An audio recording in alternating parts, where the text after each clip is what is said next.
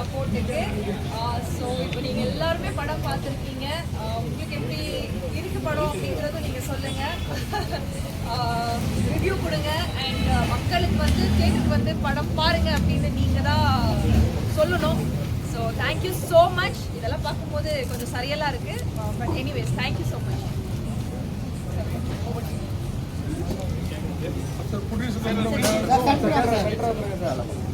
எல்லாருக்கும் பத்திரிகையாளர் எல்லாருக்கும் வணக்கம். அது கொஞ்சம் உள்ளாங்க. சச்சிதா மகாலட்சுமி நல்லா படத்தில் நடிச்சிருக்காங்க. ஒரு நல்ல படம் நாங்கள் மக்களுக்கு எடுத்துருக்கோம்.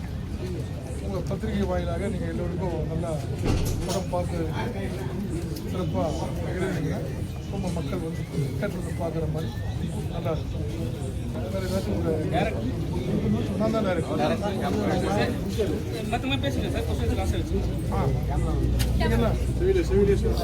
நீங்களாம் படம் பார்த்தீங்க. உங்களுக்கெல்லாம் படம் பிடிச்சிருந்தா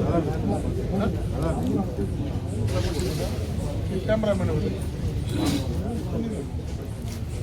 இவருடைய சிறப்பாக இவர் கேமராமேன் நல்லா பண்ணியிருக்காரு. படம் நல்லா டைரக்ட் பண்ணி ஃபர்ஸ்ட் படம் எடுத்து வரலாம் டைரக்ட் பண்ணி டைரக்ஷன் பண்ணுறதுக்கு இப்போ வந்து வெளிநாட்டில் படிச்சுன்னு சொன்னாங்க. வெளிநாட்டில் வந்து ஸ்க்ரீன் பிளே வேறு மாதிரி இருக்கும், தமிழ்நாட்டில் வேறு ஸ்க்ரீன் பிளே இருக்கும். அது எப்படி நீங்கள் வந்தோடனே பார்த்து டிஃப்ரெண்ட் பண்ணுவீங்க? நிறைய படம் பார்த்ததுனால வந்து நிறைய படம் பார்த்ததுனால அது ரொம்ப டைரக்ஷன் ஈஸியாக இருந்தது.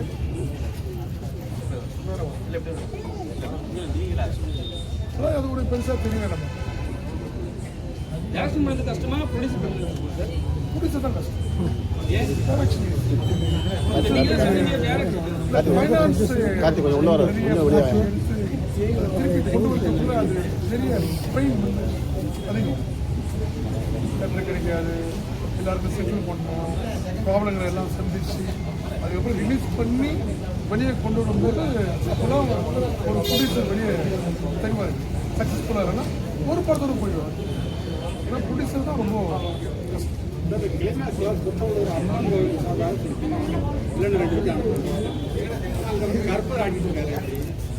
குற்றவாளி அம்மன் வந்து அந்த 2 பெண்கள் நிறைமாத கர்ப்பிணியாக இருந்ததுனால அந்த குற்றவாளி அம்மன் கிட்ட போய் வேணாதான் அதனுடைய சாபங்கள்லாம் தீரும். அது வந்து ஒரு ஆன்மா வந்து வெட்ட முடியாது. அதனால வந்து கருப்பட சாமி கண்டிக்கிறார். அதுதான்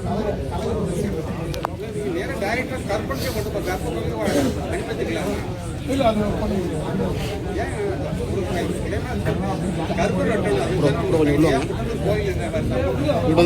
அம்மனை வந்து கண்டிப்பாக தரிசிக்கிறாங்க. சொல்றாங்க கருப்பண சாமி சென்டர் வாங்க, இன்னும் கொஞ்சம் முன்னாடி வாங்க. இல்லை நீங்க முன்னாடி வாங்க, மைக் ஆண்ட வாங்க. இங்க நில்லுங்க மேடம். மேடம் சைடில் வாங்க madam. Okay okay okay okay என்ன பேசுறேன் இப்போ பேசுறேன் சார். ஹீரோயினுக்கு ரொம்ப பயப்படுவீங்க போல இருக்கு. சத்தம் போடாம போல இருக்கு. இப்போ அடுத்த படம் அவங்க டைரக்ட் பண்ண போறாங்க. அது இந்த படத்துல இருந்து என்ன டைரக்ட் பண்றாங்க. அதனால வந்து அவங்க இந்த படத்தில் நிறைய இன்வால்மெண்ட் ஆகிட்டாங்க. அவங்க படமாக இதை வந்ததுனால கொஞ்சம் என்கிட்ட உரிமை அருமை எடுத்துக்கிறாங்க. அது ஒன்றும் பிரச்சனை இல்லை. நீங்கள் கேட்குற கேள்வி சார் டேரக்டர் சார், 9966 இது வந்து ஒரு அடல்ட் சம்பந்தமான ஒரு நம்பர் இது. ஆனால் நீங்கள் வந்து ஒரு இந்த இதை வந்து டைட்டிலாக வச்சுருக்கீங்க. இதுக்கான ஏதாவது காரணம் இருக்கா? ஹீரோயின் மேடம், பெண்களுக்கு எதிரான கொடுமைகள் வந்து தொடர்ந்து வந்துகிட்டே இருக்கு. நீங்களும் இந்த மாதிரி நிறைய ஹீரோயின் நடிச்சிருக்கீங்க. அதை பற்றி சொல்லுங்க. அது குறைக்க என்னதான் பண்ணணும்? சினிமாலேயே நிறைய சொல்லிட்டு தான் இருக்கீங்க. நல்லா கேட்டீங்க. அதை குறைக்கிறதுக்கு என்ன சொல்றது, குடும்பை அப்படின்னு சொன்னீங்கல்ல, அது பண்றாங்கல்ல, அவங்க தான் சார் கம்மி பண்ணணும், வேற ஒண்ணுமே பண்ண முடியாது. பட் இந்த படம் பார்த்ததுக்கு அப்புறம் நமக்கு ஒரு ஃபீலிங் இருக்கு சார். எஸ்பெஷலி எனக்கு இருக்கு. அதாவது இந்த படத்து மூலமாவது ஏதாவது ஒரு ஆன்மை வந்து நம்மளை காப்பாற்றுறாதா அப்படிங்கிற மாதிரி ஒரு சின்ன ஃபீல் கேட்கவே வந்து எனக்கு தோணுது. So I don't think so இது மாறுமா என்னன்னு நமக்கு தெரியாது. அந்த ஃபீலிங் மட்டும் கண்டிப்பாக இருக்குது. சமீபத்தில் ஏதோ ஒரு பேட்டியில் நீங்கள் இனிமேல் நடிக்க மாட்டேன் அப்படின்ற மாதிரி தகவல் கொடுத்தது இருக்கிற எல்லா மீடியா பர்சன்ஸும் இங்கே தான் இருக்கீங்க. அந்த மாதிரி சத்தியமாக நான் எங்கேயுமே சொல்லலை, நம்பிடாதீங்க. நான் எதுக்கு அப்படி சொல்ல போகிறேன்? இது என்னோட பேஷன், என்னோட வேலை எனக்கு ரொம்ப முக்கியம். கண்டிப்பாக அந்த மாதிரி முடியும் நான் இதுக்கு முன்னாடியும் எடுத்ததில்லை, இதுக்கு அப்புறமும் நான் எடுக்க மாட்டேன். ஸோ கண்டிப்பாக இது அடுத்தடுத்து நோக்கி தான் போயிட்டு இருக்கேன். நடிக்க மாட்டேன்னால நான் எங்கேயும் சொல்லலை, நம்பாதீங்க. தயாரிப்பாளருக்கு ஒரு கேள்வி சார். ஒரு யார் தயாரிட்டியா? சொல்லுங்க. ஒரு புகார் வந்து இந்த நிறுவனத்து மேல, அதாவது உங்க மேல வந்து எழுத்தாளர் சங்கத்துல போயிருக்கு. ராஜா செல்லமுத்து அப்படின்றவர் என்னுடைய கதை நான் தான் எழுதினேன், ஆனா டைரக்ட் பண்றேன்னு சொல்லிட்டு எனக்கு பண்ணாம போயிட்டாரு. அப்புறம் ஒரு கேவியட் நோட்டீஸா அமைச்சிருக்கிறதா வந்து ஒரு தகவல் இன்னைக்கு வந்து அவரு ஏதோ வாட்ஸ்அப்லாம் போட்டு சொன்னாங்க. அவர் என்கிட்ட உதவியா இருந்தார். ஒரு 10 பேர்ல அவர் ஒருத்தர் இருந்தார். அது எழுத்தாளர் சங்கத்தில் புகார் கொடுத்துருந்தாரு. அது அவங்களாம் என்கொயரி பண்ணாங்க. இவர் தான் அவரை கூட்டு வந்தவர். அவர் பேர் அவர் தான் அவரை கூட்டு வந்து வேலை கொடுக்கணும்னு சொன்னது அவர் தான். அவருக்கு நான் படம் எடுத்து ரிலீஸ் பண்ணணும்னு நினைக்கிறேன். மோஸ்ட்லி நம்ம அந்த மாதிரி நம்மளுடைய பாவனை அவருக்கு தெரியல, இது முடிப்பாரான்ட்டு. எடுக்கும்போது பணம் முறைக்கும் நோக்கத்தில் அந்த மாதிரி சென்னையால் தான் உங்க கூட ஒர்க் பண்ணார். டிஸ்கஷன்லாம் வந்தாரு. ஏன்னா அவர் கொடுத்த புகார்ல வந்து என்னன்னு எழுதியிருக்காருன்னா, இன்னைக்கு வந்து அந்த மெசேஜ் நானும் பார்த்ததுல வந்து உங்க கூட வந்து கதை எல்லாமே அவர் தான் எழுதி கொடுத்து டைரக்ட் பண்ணணும்னு சொன்னாரா. அதுக்கப்புறமா இந்த சாவியோன்றது தான் கூட்டு வந்தார் போல இருக்கு. நீங்க தான் கூட்டு வந்ததாகவும் அதுக்கப்புறம் அவரை கைது விட்டுட்டீங்க 2 பேரும் சொல்லி அந்த புகார்ல எழுதிருக்காங்க. கிடையாது. அவர் சும்மா சின்ன பசங்க மாதிரி கொண்டு போய் எவிடன்ஸ் தான் நல்லா பண்ணிருக்கோம். டிஸ்கஷன் வந்தவர் ஸ்கிரிப்ட் எல்லாம் நான் தான் பண்ணேன் அப்படின்னு சொல்லிட்டு கதை வசனம்னு சொல்லிட்டு அவரோட நேம்ல வந்து ஸ்கிரிப்டை கொண்டு வந்து கொடுக்குறாரு. தயாரிப்பாளரும் நீங்களா இருக்கீங்க. நாளைக்கு ஒரு 9 படம் ரிலீஸ் ஆகுது. உங்களுக்கு எவ்வளவு தியேட்டர் கிடைக்கும், எப்படி இருக்கு, அந்த சிக்கல்லாம் இருக்கா? 12 படம் ரிலீஸ் ஆகுது. 12 படம் நாளைக்கு. அது அந்த வழி இருக்கத்தான் செய்யுது. ஆனால் எங்கள் படம் நல்லா இருக்குதுன்னு எல்லாரும் பார்த்துட்டு தேட்டர் அவங்கள கொடுக்க முன் வராங்க. ஆனால் கஷ்டப்பட்டு தான் நாங்களும் பண்ணோம். இது வரைக்கும் ஒரு 120 டேஸ் தேட்டருக்கு கிடச்சிருக்கு. அது கஷ்டப்பட்டு தான் கிடச்சிருக்கு. எங்கள் டீச்சர்லாம் நல்லா அதை பார்த்து பாடல்கள் எல்லாம் பார்த்துட்டு அவங்களே தேட்டர் ஸ்கூலில் இன்னொரு 50 தேட்டர் அவங்க தெரியல. அவ்வளோ பெரிய சூப்பர் ஸ்டார், அவ்வளோ பெரிய ரசிகர் கூட்டம் இருக்கு. இந்த படத்தில் ஒரு ஓப்பனிங் பாட்டு, ஒரு ப்ரொமோ பாட்டு அந்த மாதிரிலாம் வைக்காம ஒரு கதையோட ஹீரோயின் மாதிரியே இருக்கு. இல்லை, அந்த கதை என்ன கேட்குதோ அதுதான் நாங்கள் பண்ணோம். கதை தான் இங்க ஹீரோ, கதை தான் இங்க ஹீரோயின். இருக்கிறதுக்கு ஒரு ப்ரொமோ பாட்டாவது வைக்கலாம் இல்லையா? ஒரு ப்ரொமோ பாட்டாவது ஒரு மனுஷனா கதைக்கு என்ன தேவையோ அதுதான் எடுக்கணும். கதை தான் முக்கியம். இந்த படத்துல எல்லாம் ப்ரொமோஷன், இந்த படத்துல ப்ரொமோஷன் முன்னாடி படம் வந்து உங்களுக்கு அது எந்த நிகழ்ச்சியும் ஓடினே இப்போ 9966 படத்துல அப்படிதானே இதுல எல்லா ப்ரொமோஷனும் கலந்துருக்கு. முன்னாடி படம் சரி, அது நமக்கு ஒரு சோல் சாட்டிஸ்ஃபேக்ஷனா எதுல நமக்கு பண்ண முடியுமோ அதுல தானே சார் கலந்துக்க முடியும். ஸோ மேபி அது அந்த விதத்துல எஸ் அப்படின்னு சொல்லிட்டு தான் நான் இந்த படத்துல ஏதாவது பிரச்சனை அப்படியெல்லாம் எதுவும் இல்லை. அப்படியெல்லாம் எதுவும் ரஞ்சிதா மேடம் இந்த படம் பெஸ்ட் உண்மையிலே சொல்றேன். ரஞ்சிதா மேடம் நீங்க எதிர்பார்த்த மாதிரி படம் ஒழுங்கா சொல்லுங்க. ஏன் கேப் வருது மேடம்? நல்ல கேள்வி சார், நன்றி இந்த கேள்வி கேட்டதுக்கு. எதிர்பார்த்த படங்கள் வருதா அப்படின்னு கேட்டீங்கன்னா கண்டிப்பா இல்லை சார். அது எதுக்குன்னு கூட எனக்கு ஒரு குவெஸ்சன் மார்க் இருக்கு.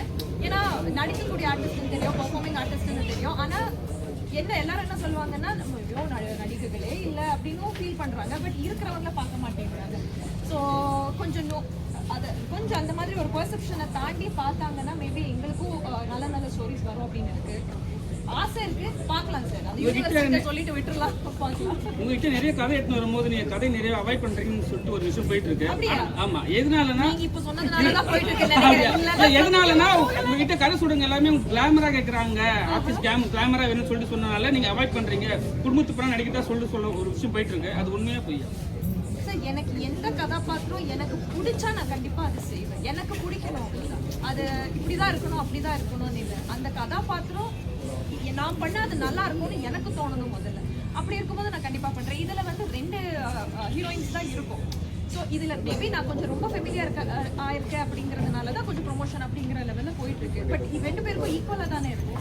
ஸோ இல்லை நான் பண்ண மாட்டேன் அப்படின்னால எதுவுமே சொல்லலை. ஸோ எனக்கு பிடிச்ச கதாபாத்திரம் வந்துச்சுன்னா நான் ஹாப்பியாக எடுத்துட்டு பண்ணுறதுக்கு ரெடி. ஸோ அந்த மாதிரி கதாபாத்திரங்கள் வரணும், பார்க்கணும். சார் பொண்ணு பேச்ச கேட்க மாட்டீங்களா? எந்த பொண்ணு? பொண்ணு பேச்ச கேட்க மாட்டீங்களா? மறுபடியும் சாவடிக்காத போய் சாவடிக்கிறீங்க. நான் அடிக்கலையே. அது நான் கற்பனை சாமியார் நான் பண்ணுவேன். கடவுள் தான் சார். கிளைமேக்ஸ்ல வந்து நீங்க டான்ஸ் ஆடி நீங்க அம்மன் வேலை போட்டு கற்ப வேலை போட்டு நீங்க வயசான காலத்துக்கு பண்றது ஹீரோயின் கொடுத்தது நல்லா இருக்குங்களா? கதை வந்து அந்த மாதிரி அமைச்சிருந்தேன் சார். என்ன சொல்றேன், கதைக்கு தான். இப்போ நான் என்ன பண்ணேன்னா ஒரு கதையை வந்து ஒரு டிஃப்ரெண்டாக கொண்டு பண்ணேன். இந்த மாதிரி கதை வந்து யாரும் எடுக்கக்கூடாது. பார்க்கும்போது நம்ம கதை ஒரு புதுவிதமாக தெரியும். இப்போ நீங்கள் இவ்வளோ பேர் பார்த்தீங்க, நீங்கள் உண்மையாக சொல்லுங்கள், படம் நல்லா இருந்ததா? நல்லா இருக்கு. நீங்கள் நான் என் கதையை உள்ள போய் பார்த்தீங்க. ஹீரோயின் டான்ஸ் பண்ணியிருந்தாங்கன்னா அம்மன் இடம் போட்டு நல்லா அடுத்த படம் அவங்களுக்கு நிறைய டான்ஸ் இருக்கு. இந்த படத்துல வந்து அடுத்த படம் இல்லைங்களா? இது செகண்ட் பார்ட் வருதா? இது செகண்ட் பார்ட், அது வேற ஓகே. அதனால எனக்கு நான் கதைக்கு என்ன தேவையோ அதுக்குள்ள மட்டும்தான் நம்ம இருக்கோம். எனக்கு என்னன்னா நீங்க ஒரு சம்பவம் பண்ண மாதிரி ஹீரோயினையும் ஒரு டான்ஸ் ஆட சம்பவம் பண்ணா நல்லா இருக்கும். எல்லா படத்துலையும் அதுக்குள்ள பண்ண முடியல கதை. அதனால அதுக்குள்ள போய் நிறைய எழுதுகளை வருது. அதனால கதை ஒட்ட மாட்டேன்.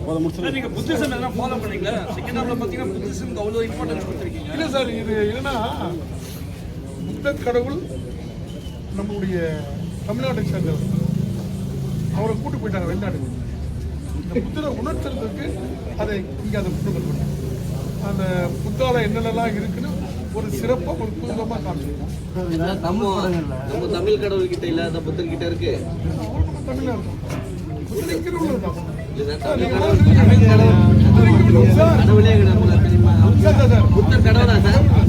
புத்தர் கடவுளா? புத்தர் கடவுள் நீங்க கேட்கல. அது கடவுளே கிடையாது. அதுக்குள்ள போயிட்டு வச்சுக்கலாம். எங்க படத்துக்குள்ள மட்டும் பேசுவோம். படம் ப்ரொமோஷனுக்குள்ள மட்டும் பேசுவோம்.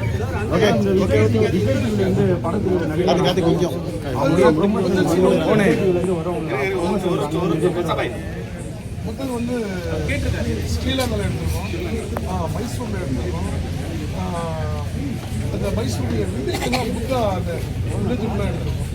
இந்த மாதிரி பல இடங்கள் போய் எடுத்துருக்கோம். ஏன்னா எங்கள் படத்தை பற்றி கொஞ்சம் புத்தரை வந்து அதிகமாக யூஸ் பண்ணுறீங்க, ஆரம்பிச்சிருக்காங்க. அதுக்கப்புறம் நீங்கள் தான் யூஸ் பண்ணுறீங்க. அதெல்லாம் ஒன்றும் கிடையாது. அவர் தெரியும், ஆனால் அதை வச்சு பண்ணல. எனக்கு வந்து இந்த புத்தரை தழுவிய ஒரு கதை பண்ணணும்னு நினைச்சேன். நான் அந்த கதைக்குள்ள அப்படியே வந்துருச்சு. அதை அழகாக பண்ணுவேன். இல்லை மேடம், பிக் பாஸ்ல போனவங்க யாருமே வெளியே அவ்வளவா பெரிய அளவுக்கு வரல. அதுல போலாமா வேணாமா? பிக் பாஸ்க்குள்ள போன உடனே போயிட்டு வெளியில வந்த உடனே சத்தியமா யாருமே பெரிய ஆள் ஆக மாட்டாங்க. 9 சீசன் ஆயிடுச்சு. அதுதான் அதுல யாருமே ஜெயிச்சவங்களும் சரி தோத்தவங்களும் சரி யாருமே கண்காணாம போய்கிறாங்க தவிர பெரிய அளவுக்கு வந்தது இல்லை. ஏன்னா அவங்களுடைய ஸ்பெஷல் எல்லாமே வெளியில வந்தது. அவங்களுடைய கெட்டது வந்து எல்லாமே வந்துச்சு. அதுல போனா நல்லதுன்னு நினைக்கிறீங்களா கெட்டது நினைக்கிறீங்களா? பிக் பாஸ் நியூட்ரலா தான் சார் நடக்கும். நியூட்ரலா தான் நடக்கும். நான் என்ன சொல்றேன், பிக் பாஸ்ல இருந்து வெளியில வந்த உடனே நமக்கு ஒரு நல்ல விஷயம் நடக்கும் அப்படின்னு சொன்னீங்கன்னா ஆக்சுவலி போய் சார் அது நடக்காது. நீங்க உங்க திறமை இருந்ததுன்னா கண்டிப்பா நீங்க ஜெயிப்பீங்க. நான் பிக் பாஸ்க்குள்ள போயிட்டு வந்திருக்கேன், எனக்கு படம் வாய்ப்பு கொடு அப்படின்னு சொன்னா கண்டிப்பா அது நடக்காது. திறமை இருந்ததுன்னா வாய்ப்பு வரும். மேபி அதை பில்ட் பண்ணீங்கனாலே போதும். நான் அதை விட்டுட்டு இல்லை நான் அங்கே போயிட்டு வந்துட்டேன் இங்கே போயிட்டு வந்துட்டேன்னு சொல்றதெல்லாம் பிக் பாஸ் ஒரு ரியாலிட்டி ஷோ. அந்த ரியாலிட்டி ஷோ வரைக்கும் மட்டுமே அதை பார்க்கணும். அதை நம்ம வாழ்க்கையை கேட்டுக்கிட்டு இல்லை நம்ம வந்து ஒரு கெரியர் பில்டிங் எடுத்துக்கிறதுங்கிறது வந்து எனக்கு ஓகே இல்லைன்னு எங்கள் படத்தை பற்றி கேளுங்க சார். இந்த ரியோ ராஜ்லாம் ஹீரோ பண்ணுறாங்க. அங்கே இருக்கிற செலிபிரிட்டி நிறைய பேர் ப்ரொமோஷன் வராங்க. உங்கள் படத்துக்கு யாராவது ப்ரொமோஷன் பண்ணுவாங்க? அவங்கள கேட்குறீங்க. விஜய் டிவில இருந்து ரச்சனா மகாலட்சுமி அப்படிங்கிற ஒருத்தவங்க தான் இதுல ப்ரமோஷனுக்கு வந்திருக்காங்க. ஸோ நீங்கள் யாரையாவது இல்லை சார் அந்த மாதிரி. Okay sir. வேற என்ன சார், வேற என்ன கேள்வி இருக்கா? அவ்வளோதான். வேற எங்கள் படத்தை பற்றி நீங்கள் நல்லா சிறப்பாக போடுங்க. எந்த குறைகளும் இல்லாமல் நல்லா கஷ்டப்பட்டு நல்லா பண்ணியிருக்கோம். மக்கள் வந்து இதை பார்க்கும்போது ஒரு ரிலாக்ஸேஷன் இருக்கும். டைம் போகிறது தெரியாது. உட்காந்தா படம் ஸ்பீடாக இருக்கும். அந்த ஸ்பீடு இருந்திருக்கும்னு நினைக்கிறேன் கூட. அது இருக்குங்களா? கண்டிப்பாக அந்த ஸ்பீடு இருக்குங்களா? அதை கரெக்டாக போட்டால் மக்கள் எல்லாம் அழகாக தியேட்டரில் வந்து பார்த்து இப்படி ஒரு படம் எடுத்துக்கிறதுக்கு திருப்பி எங்களை என்கரேஜ் பண்ண மாதிரி இருக்கும். இன்னும் நிறைய படங்களில் வந்து நாங்கள் இந்த மாதிரி யங்ஸ்டர்ஸ்க்கெலாம் சான்ஸ்லாம் கொடுத்து பண்ணுறதுக்கு கொஞ்சம் சிறப்பாக இருக்கும். எங்களை பேட்டி எடுத்ததுக்கு ரொம்ப நன்றி. மேடம் என்ன கேட்கணும்? எங்கள் படத்தை பற்றி படம் ப்ரொமோஷன் கேட்டீங்கன்னா நல்லா ஜனங்களை வந்து தியேட்டருக்கு வர வைக்கிறதுக்கு என்ன பண்ணுவோம்? இந்த பிஆர் கிட்ட சொல்லுங்க. ரக்ஷிதா மேடம் கூட்டின்னு வாங்க ப்ரொமோஷனுக்கு. ஒரே லைன்ல முடிச்சிட்டாங்க சார். எல்லாம் தமிழ்நாடு ஃபுல்லாக ரிலீஸ் ஆகிருக்கு. பெங்களூர் ரிலீஸ் ஆகிருக்கு, மைசூர் ரிலீஸ் ஆகிருக்கு, கேரளாவில் ரிலீஸ் ரெடி பண்ணிட்டு இருக்கோம்.